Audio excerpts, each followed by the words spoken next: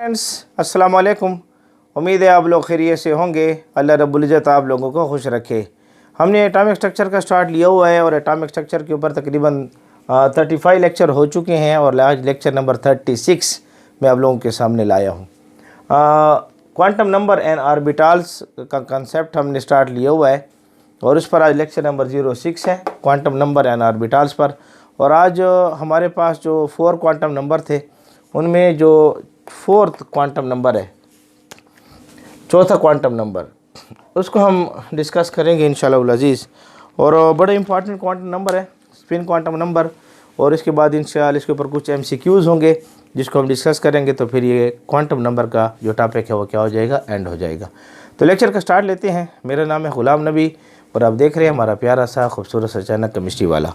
तो spin quantum number जो है हमारे पास, इससे पहले हमने 3 क्वांटम नंबर को पढ़ा था और वो श्रोडिंगर इक्वेशन से हमारे पास आई थी।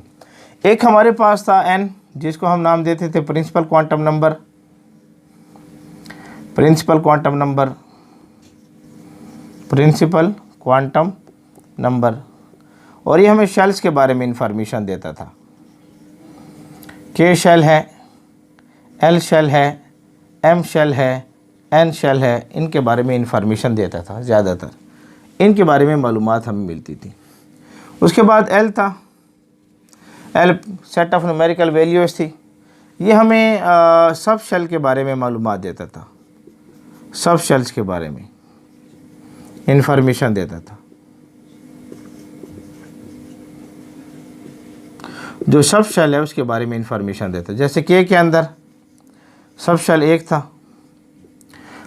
L के अंदर जो सब शेल 2 थे S N P, M के अंदर, M के अंदर सब शेल 3 थे S P और D, N के अंदर सब शेल 4 थे S P D और F। तो ये जो हमारे पास L है, azimuthal quantum number, azimuthal quantum number, ये एजीमुथल क्वांटम नंबर। तो ये एजीमुथल क्वांटम नंबर जो है L, ये हमें सब शेल के बारे में मालूमात देता था। मैग्नेटिक क्वांटम नंबर, ये मैग्नेटिक क्वांटम नंबर, इसको हम तफसीलन डिस्कस कर चुके हैं। इसके ऊपर 2 लेक्चर हमारे आए हैं। ये हमें सब शेल के अंदर ऑर्बिटल का कंसेप्ट देता था। M जो था ये हमें कंसेप्ट देता था ऑर्बिटल्स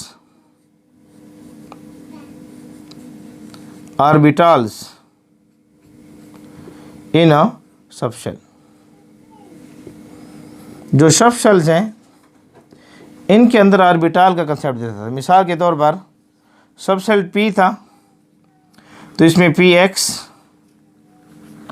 PY और PZ का कंसेप्ट देता था। अब ये सब शेल है, ये हमारे पास सब शेल है, ये P हमारे पास सब शेल है। ये जो हमारे पास है PX, PY और PZ, जहाँ पर probability of electron is maximum है, ये हमारे पास ऑर्बिटल्स हैं, ऑर्बिटल्स हैं। अब हमने ये देखा था कि P के अंदर हम ऑर्बिटल बनाते थे, S के अंदर जो था एक ही ऑर्बिटल बनाते थे, हम 1 बॉक्स बनाते थे। P के अंदर जो था, P के अंदर हम 3 ऑर्बिटल्स बनाते थे। ये सब शेल बन गया P, इसके अंदर ये ऑर्बिटल्स थे, PX था, PY था और PZ था, ये हमने देखा था। और D के अंदर जो थे हमने, ये सब शेल था D और इसके अंदर ऑर्बिटल हमने बनाए थे, 5 ऑर्बिटल बने थे, DXY, DYZ, DXZ, DX की 2, Y की 2, DZ की 2। इस तरीके से F जो था सब शेल, इसके अंदर हमने 7 ऑर्बिटल बनाए थे, 7 ऑर्बिटल हमने बनाए थे और कॉम्प्लिकेटेड था, इसकी शेप हमने डिस्कस नहीं की थी। अब इन ऑर्बिटल्स के अंदर जो इलेक्ट्रॉन्स पाए जाएंगे, ये जो ऑर्बिटल्स हमारे पास पाए जाएंगे ऑर्बिटल्स में, electron in orbitals, electrons in orbitals, orbitals के अंदर इलेक्ट्रॉन के बारे में हमने पढ़ना है।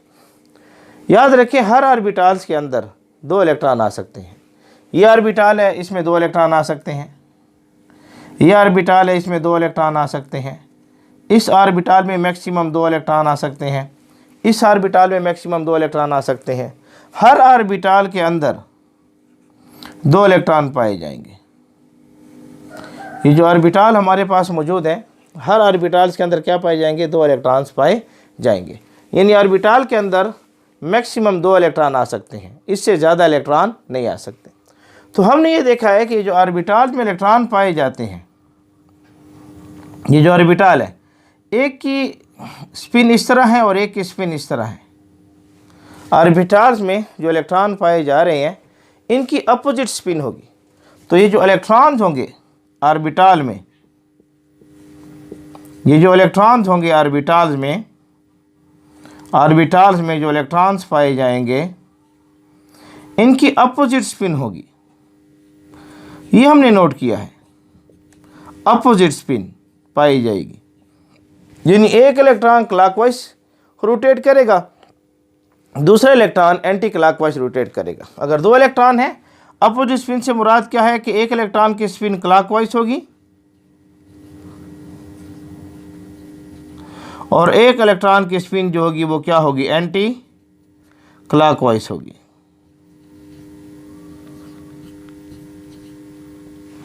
इलेक्ट्रॉन की जो स्पिन है ये क्लॉकवाइज और एंटी क्लॉकवाइज पाई जाएगी। एक इलेक्ट्रॉन अगर क्लॉकवाइज मूव करेगा, क्लॉकवाइज मूव करेगा एक इलेक्ट्रॉन इस तरह, ये क्लॉकवाइज मूव है, तो एक इलेक्ट्रॉन एंटी क्लॉकवाइज क्या करेगा? मूव करेगा। तो हमने इस चीज़ को नोट किया है एक्सपेरिमेंटल बेस के ऊपर कि इलेक्ट्रॉन की जो स्पिन होगी वो क्लॉकवाइज होगी और एंटी क्लॉकवाइज होगी। तो जो क्लॉकवाइज स्पिन होती है, किताब उसको +1/2 लिखता है। जो एंटी क्लॉकवाइज स्पिन है, किताब उसको -1/2 लिखता है। अगर आप एक को प्लस लेंगे तो दूसरे को नफी लेंगे, एक को +1/2 ले रहे हैं तो दूसरे को -1/2 ले रहे हैं। तो अब क्लॉकवाइज को किताब ने +1/2 लिख रखा है, एंटी क्लॉकवाइज को -1/2 लिख रहा है। आप जो भी देना चाह सकते हैं दे सकते हैं, लेकिन चूंकि आपकी किताब में क्लॉकवाइज को +1/2 लिखा है तो आप +1/2 लिखें, और आपकी किताब ने एंटी क्लॉकवाइज स्पिन को -1/2 लिखा है तो आप इसको -1/2 लिखें।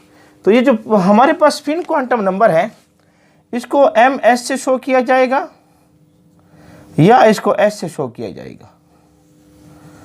ms से शो करें या इसको s शो करें। तो ये जो स्पिन क्वांटम नंबर है, ये सेट ऑफ न्यूमेरिकल वैल्यूज होगी जो हमें इलेक्ट्रॉन की स्पिन के बारे में इंफॉर्मेशन देगी। तो स्पिन क्वांटम नंबर हमारे पास क्या होगा? स्पिन क्वांटम नंबर, स्पिन यहाँ लिख लेते हैं, स्पिन क्वांटम नंबर ये क्या होगा? The set of numerical values, the set of numerical values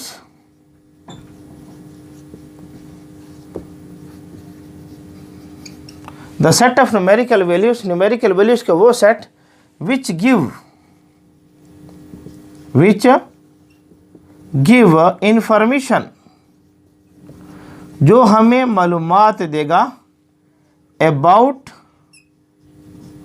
the spin off electron,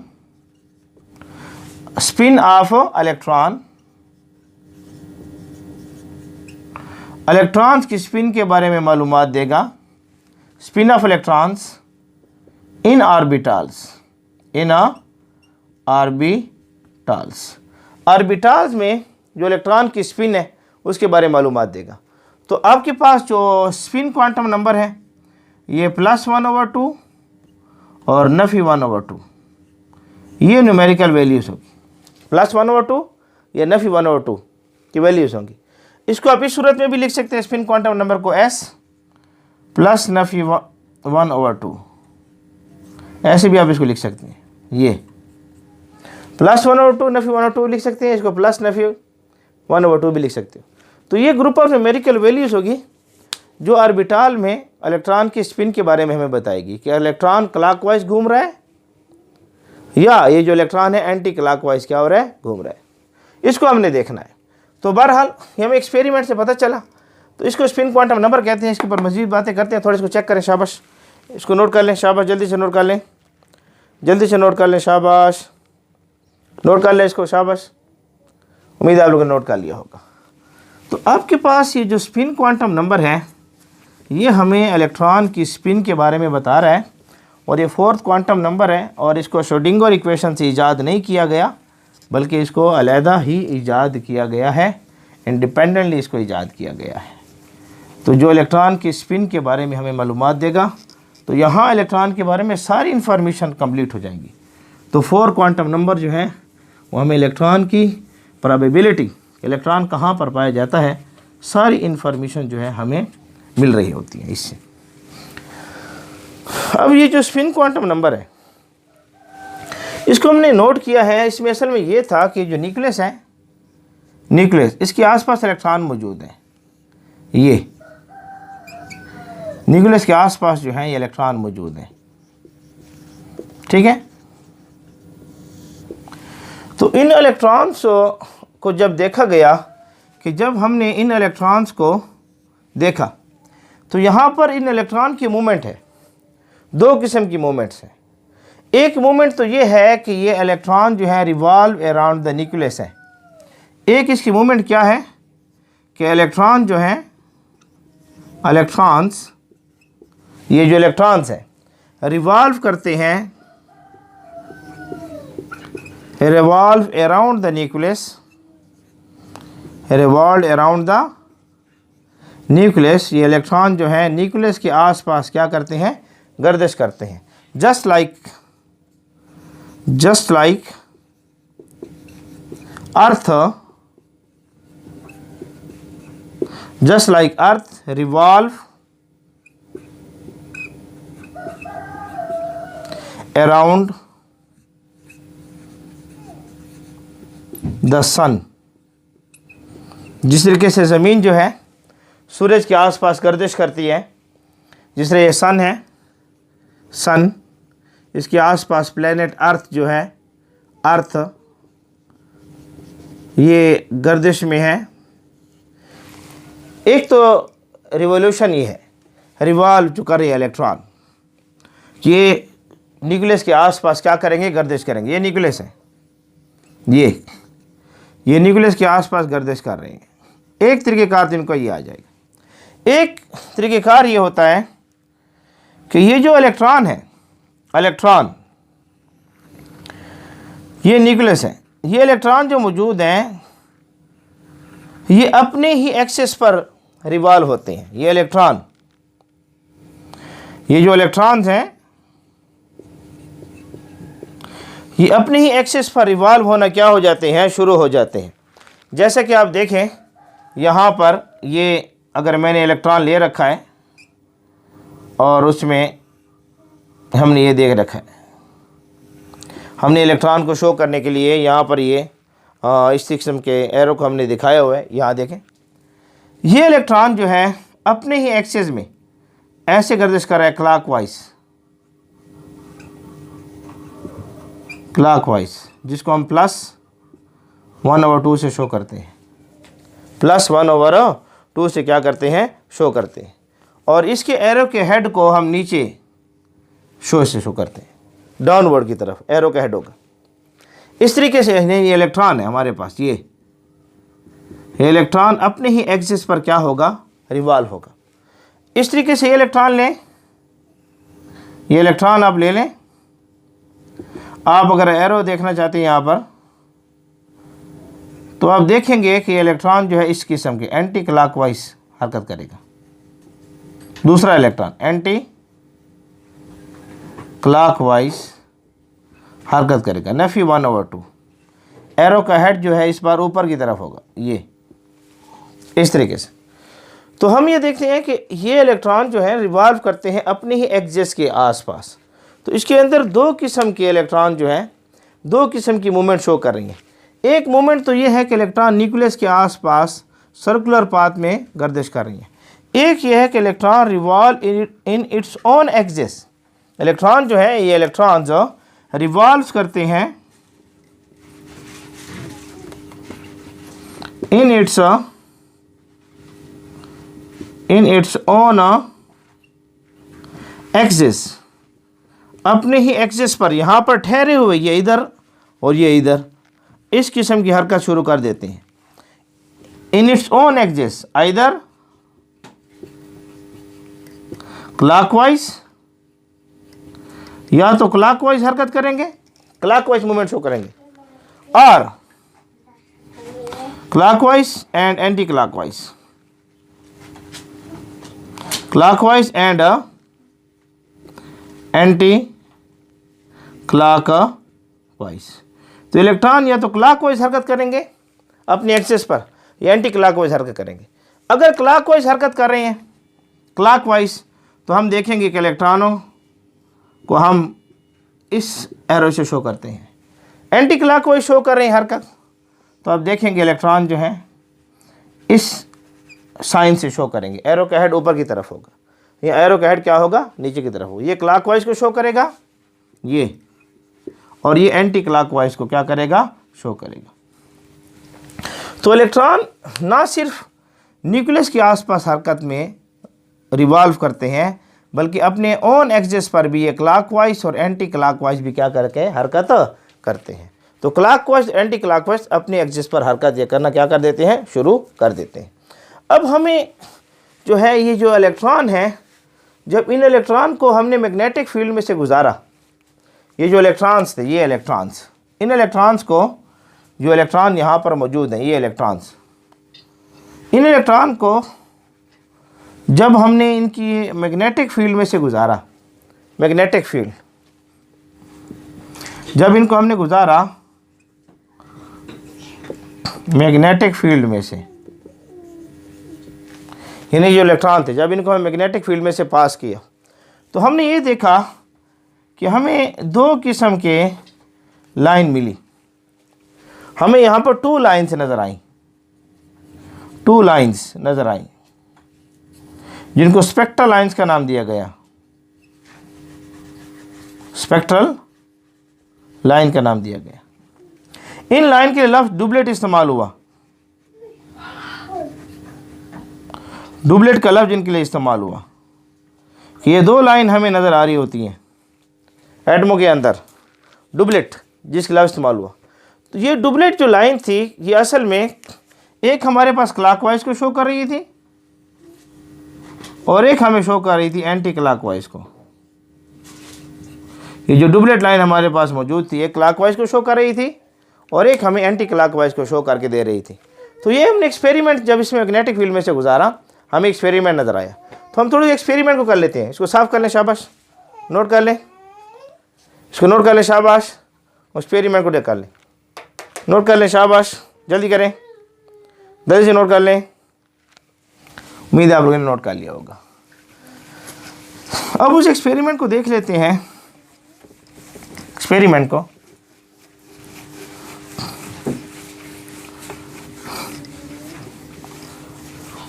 ये इलेक्ट्रॉन जो हैं बिहेव शो करते हैं मैग्नेटिक मूवमेंट, मैग्नेटिक के अंदर जो है ये बिहेव लाइक मैग्नेटिक, मैग्नेटिक की तरह ये काम करते हैं, चीज़ों को अट्रैक्ट करते हैं या रिपेल करते हैं। मैग्नेटिक के दो काम होते हैं, चीज़ों को अट्रैक्ट करना या रिपेल करना। तो इस एक्सपेरिमेंट को देखते हैं। हमने एक्सपेरिमेंट देखें क्या किया,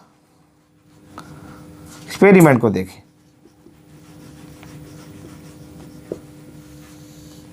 एक्सपेरिमेंट में क्या किया कि हमने यहाँ पर एक सोर्स ली,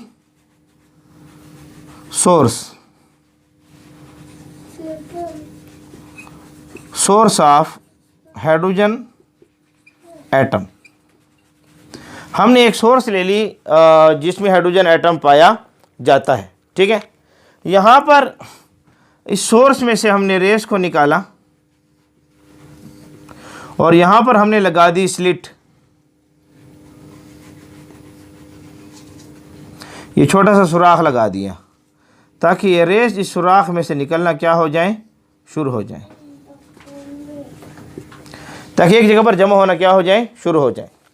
यहाँ पर हमने लगा the magnetic field, magnetic field, magnetic field हमने यहाँ पर लगा दी। ये मैग्नेटिक फील्ड, मैग्नेटिक फील्ड में ये नॉर्थ पोल है और ये साउथ पोल है, और जो लाइंस बनती हैं मैग्नेटिक फील्ड ऑफ लाइन वो नॉर्थ से साउथ की तरफ बनना क्या हो जाएंगी, शुरू हो जाएंगी इस तरीके से। अब यहाँ से इन इलेक्ट्रॉन की रेस को निकाला गया, ये जो रेस आ रही थी इनको निकाला गया।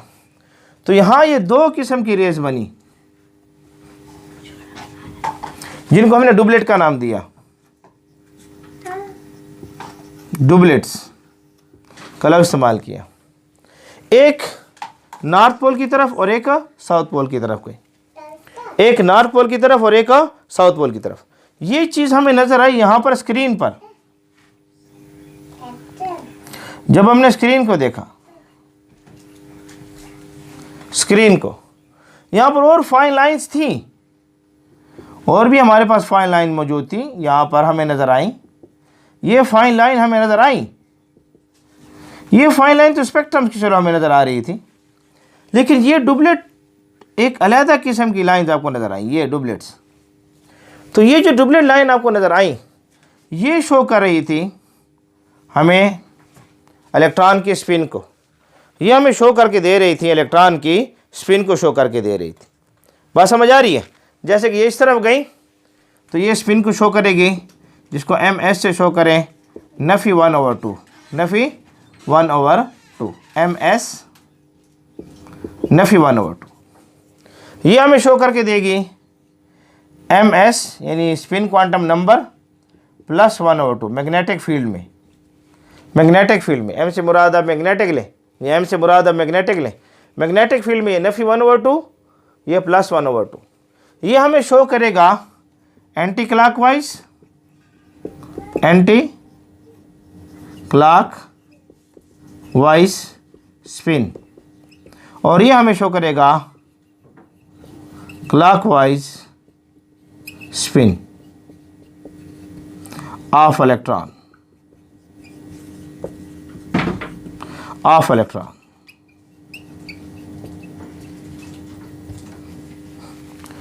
तो आप देख रहे हैं कि स्पिन या क्लॉकवाइज होगी या क्या होगी, एंटी क्लॉकवाइज होगी। तो ये एक्सपेरिमेंट से हमें इलेक्ट्रॉन की स्पिन के बारे में क्या हुई, मालूमात हुई। और याद रखिए ऑर्बिटल जो है आपके पास मैक्सिमम 2 इलेक्ट्रॉन लग सकता है। हम रूल आगे पढ़ेंगे, अफबा प्रिंसिपल है, हंड्स रूल है, हाँ पॉलिज एक्सक्लूजन प्रिंसिपल है, हम इसको तफसीला डिस्कस करेंगे, यहाँ फ़िलहाल मैं उनके इतने नाम नहीं ले रहा।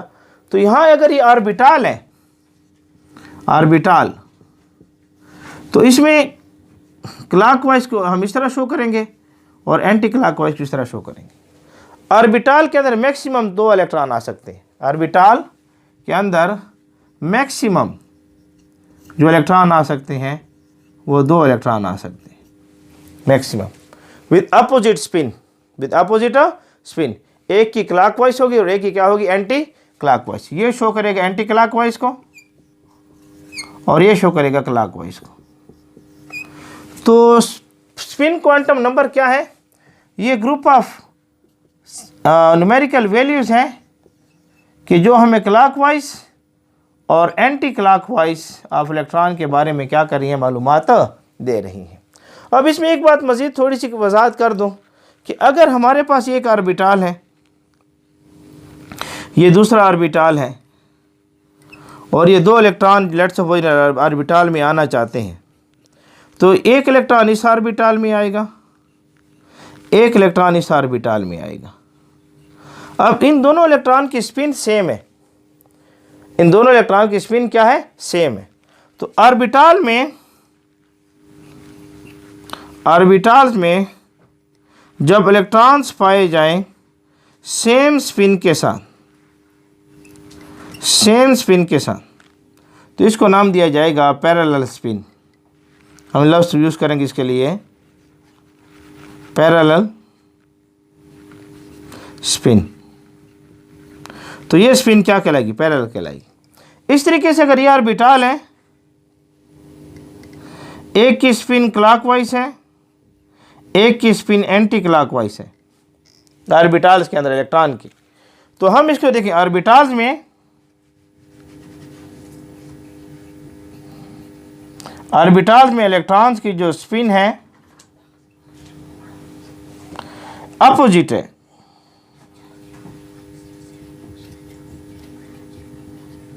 इसको नाम दिया जाता है एंटी पैरेलल स्पिन का नाम दिया जाएगा। तो सेम ऑर्बिटल में हमेशा आपको जो स्पिन नज़र आएगी वो एंटी पैरेलल स्पिन नज़र आएगी।